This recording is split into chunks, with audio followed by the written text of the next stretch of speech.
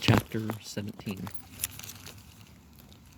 The being finished speaking and fixed his looks upon me in the expectation of a reply, but I was bewildered, perplexed, and unable to arrange my ideas sufficiently to understand the full extent of his proposition.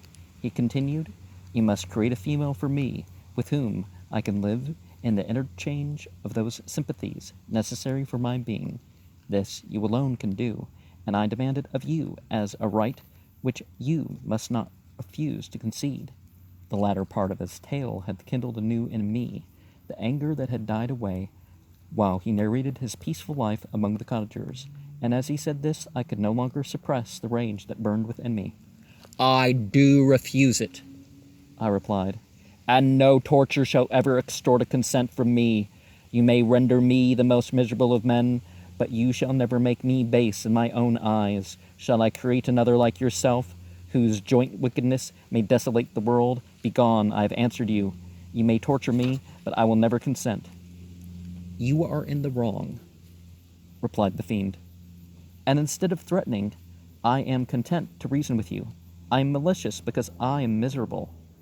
Am I not shunned and hated by all mankind? You, my creator, would tear me to pieces and triumph. Remember that, and tell me why I should pity man more than he pities me. You would not call it murder if you could precipitate me into one of those ice rifts and destroy my frame. The work of your own hands. Shall I respect man when he contemns me? Let him live with me in the interchange of kindness, and instead of injury, I would bestow every benefit upon him with tears of gratitude at his acceptance. But that cannot be. The human senses are insurmountable barriers to our union, yet mine shall not be the submission of abject slavery. I will revenge my injuries if I cannot inspire love. I will cause fear, and chiefly towards you, my archenemy, because, my creator, do I swear inextinguishable hatred. Have a care. I will work at your destruction, nor finish until I desolate your heart, so that you shall curse the hour of your birth." A fiendish rage animated him as he said this. His face was wrinkled into contortions too horrible for human eyes to behold. But presently he calmed himself and proceeded. "I intended to reason. This passion is detrimental to me, for you do not reflect that you are the cause of its excess, and if any being felt emotions of benevolence towards me, I should return them 100 and 100-fold. For that one creature's sake, I would make peace with the whole kind, but I now indulge in dreams of bliss that cannot be realized. What I ask of you is reasonable and moderate. I demand a creature of another sex, but as hideous as myself. The gratification is small, but it is all that I can receive, and it shall content me. And it is true, we shall be monsters, cut off from all the world, but on that account we shall be the more attached to one another. Our lives will not be happy, but they will be harmless and free from the misery. Now feel, O my creator, make me happy. Let me feel gratitude towards you for one benefit. Let me see that I excite the sympathy of some existing thing. Do not deny me the request. I was moved. I shuddered when I thought of the possible consequences of my consent. But I felt that there was some justice in his argument. His tale and the feelings he now expressed proved him to be a creature of fine sensations, and did I not, as his maker, owe him all the portion of happiness that it was in my power to bestow? He saw my change of feeling and continued, "If you consent, neither you nor any other human being shall ever see us again. I will go to the vast wilds of South America. My food is not that of man. I do not destroy the lamb and the kid to glut my appetite. Acorns and berries afford me sufficient nourishment. My companion will be of the same nature as myself, and will be content with the same fare. We shall make our bed of dried leaves. The sun will shine on us as on man, and will ripen our food. The picture I present to you is peaceful and human, and you must feel you could deny it only in the wantonness of power and cruelty. Pitiless as you have been towards me, I now see compassion in your eyes. Let me seize the favorable moment and persuade you to promise what I so ardently desire. You propose, replied I, to fly from the habitations of man, to dwell in those wilds where the beasts of the field will be your only companions. How can you, who long for the love and sympathy of man, persevere in this exile? You will return and again seek their kindness, and you will meet with their detestation. Your evil passions will be renewed, and you will then have a companion to aid you in the task of destruction. This may not be. Cease to argue the point, for I cannot consent. How inconstant are your feelings! But a moment ago you were moved by my representations. And why do you again harden yourself to my complaints?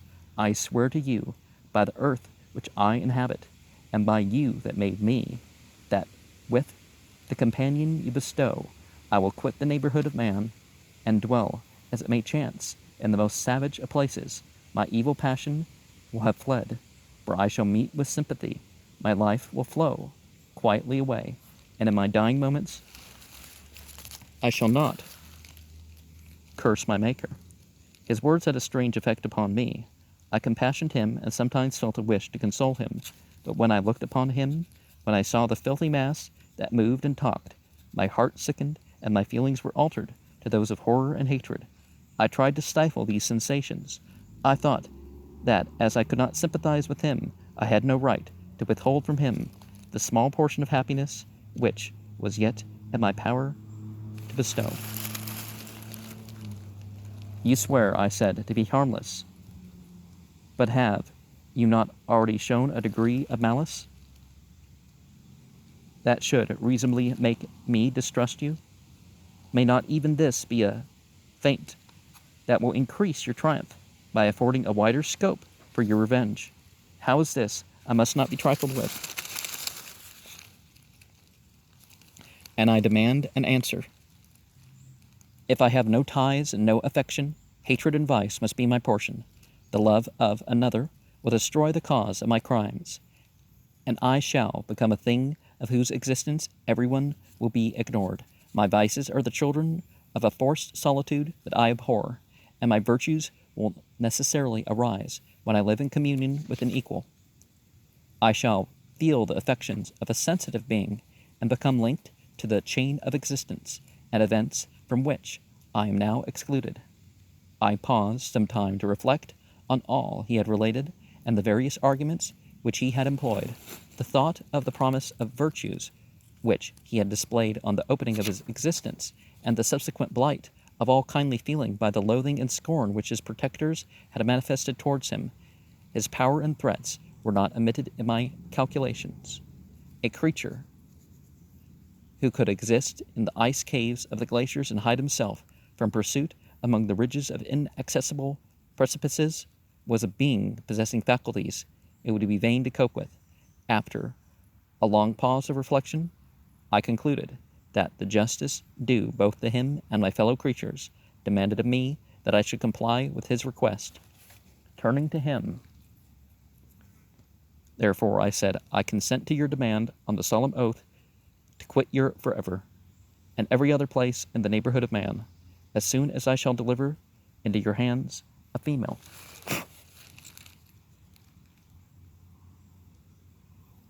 Who will accompany you in your exile. I swear, he cried, by the sun, and by the blue sky of heaven, and by the fire of love that burns my heart, that if you grant my prayer while they exist, you shall never behold me again. Depart to your home, and commence your labors. I shall watch the progress with unutterable anxiety, and fear not, but that, when you are ready, I shall appear. Saying this, he suddenly quitted me, fearful perhaps of any change in my sentiments. I saw him descend the mountains with greater speed than the flight of an eagle, and quickly lost among the undulations of the sea of ice. His tale had occupied the whole day, and the sun was upon the verge of the horizon when he departed. I knew that I ought to hasten my descent towards the valley, as I should be encompassed in darkness, but my heart was heavy, and my steps slow. My labor of winding among the little paths of the mountain, and fixing my feet firmly as I advanced, perplexed me, occupied as I was by the emotions which the occurrences of the day had produced. Night was far advanced when I came to the halfway resting place and seated myself beside the fountain. The stars shone at intervals as the clouds passed from over them. The dark pines rose before me, and every here and there a broken tree lay on the ground. It was a scene of wonderful solemnity, and stirred strange thoughts within me. I wept bitterly, and clasping my hands in agony, I exclaimed, "O stars and clouds and winds, ye are all about to mock me. If ye really pity me, crush sensation and memory. Let me become as naught, but if not, depart, depart, and leave me in darkness." These were wild and miserable thoughts, but I cannot describe to you how the eternal twinkling of the stars weighed upon me, and how I listened to every blast of wind as if it were a dull, ugly siroc.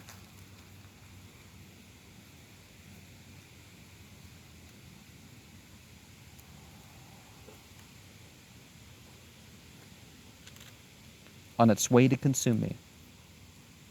Morning dawned before I arrived at the village of Communix. I took no rest, but returned immediately to Geneva. Even in my own heart, I could give no expression to my sensations. They weighed on me with a mountain's weight, and their excess destroyed my agony beneath them. Thus, I returned home.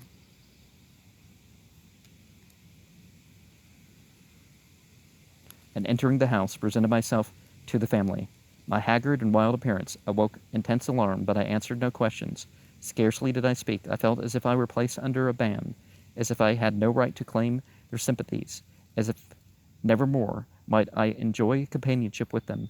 Yet, even thus, I loved them to adoration, and to save them, I resolved to dedicate myself to my most abhorrent task. The prospect of such an occupation made every other circumstance of existence pass before me like a dream, and that thought only had to me the reality of life. Now, a tour creator isn't limited like a demiurge, but because a demiurge is like how creation creates, right? Because we don't really create, we make stuff out of what's already there. But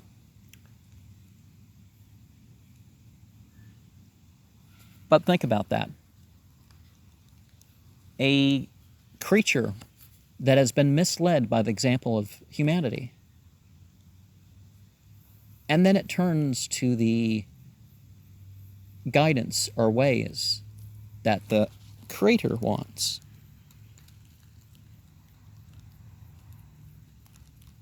And given the time that all this happened, that this book was written, yeah, it's a fitting theme to work into fiction, because there were plenty of because it would reach people that the preachers weren't.